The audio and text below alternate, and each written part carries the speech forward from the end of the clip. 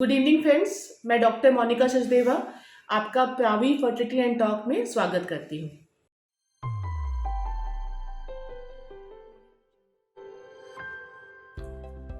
आज का मेरा टॉपिक है अनएक्सप्लेन्ड इनफर्टिलिटी, यानी कि हमें अपनी इनफर्टिलिटी की निसंतानता की कोई वजह पता ही नहीं चल पाई। दोस्तों, होता तो है ये बहुत फ्रस्ट्रेटिंग कि कोई वजह ही नहीं है, सारे टेस्ट करा डाले, कोई वजह ही नहीं है। हम अपने आप को एक अनएक्सप्लेन्ड इनफर्टाइल कपल कब बोलते हैं? जब हमारे अंडे अच्छे से बन रहे होते हैं, रप्चर कर रहे होते हैं, हमारी फैलोपियन ट्यूब्स हेल्दी और खुली हुई होती है, हमारी यूट्रस हेल्दी और उसमें कोई प्रॉब्लम नहीं होती है, हमारा AMH वैल्यू यानी हमारी एग क्वालिटी भी अच्छी होती है और हमारे हस्बैंड का स्पर्म काउंट और उसकी मोटिलिटी भी अच्छी होती है। तब भी कोई प्रॉब्लम नहीं आइडेंटिफाई हो पाए और निसंतानता की प्रॉब्लम से हम जूझ रहे हों तो डॉक्टर हमें डायग्नोसिस बना देता है अनएक्सप्लेन्ड इनफर्टिलिटी की।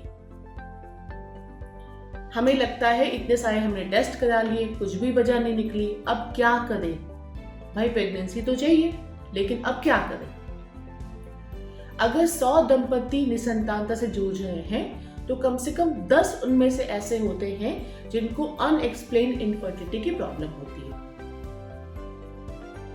इनका ट्रीटमेंट डॉक्टर कैसे स्टार्ट करते हैं? शुरुआत हम दवाइयों से ही करते हैं कि कुछ एग बनने की दवाइयाँ पीरियड्स के बाद 5 डेज दे दिया और फॉलिकुलर मॉनिटरिंग करके देखा।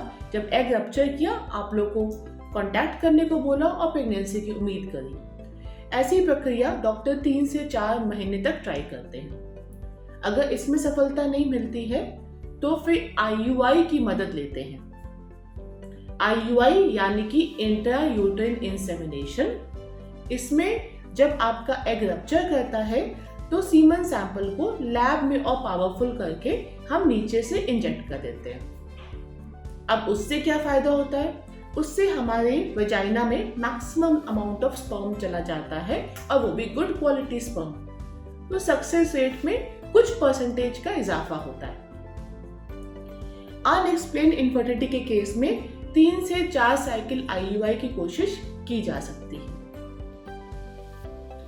अनएक्सप्लेन्ड इनफर्टिलिटी का सबसे बेस्ट रिजल्ट आता है IVF और ICSI की सुविधा से, क्योंकि वहां पे हम एग और स्पर्म को असिस्टेड वे में फर्टिलाइज कर रहे हैं, हम एम्ब्रियो फॉर्मेशन में मदद कर रहे हैं। हो सकता है सारी चीजें ठीक होने के बावजूद भी आपकी बॉडी के अंदर एग और स्पर्म आपस में फर्टिलाइज ना कर पा रहे हो, किसी माइक्रोस्कोपिक लेवल पे एग या स्पर्म में दिक्कत आ रही हो, उन्हें हेल्प की जरूरत हो। इसलिए ऐसे दंपतियों में IVF और पर्टिकुलरली ICSI से रिजल्ट्स के चांसेस सबसे ज्यादा अच्छे होते हैं। जो वेस्टर्न कंट्रीज हैं, जो ASIM और ASHRAE की गाइडलाइंस हैं, वो कहती हैं अनएक्सप्लेन्ड इनफर्टिलिटी वाले पेशेंट्स को 2 साल के लिए बोलो, घर जाएं, काउंसलिंग कर दो, प्रेगनेंसी आ ही जाती है। पर जैसा कि मैं देखती हूँ एशियन और इंडियन वुमेन में एग क्वालिटी धीरे धीरे कम होती जा रही है।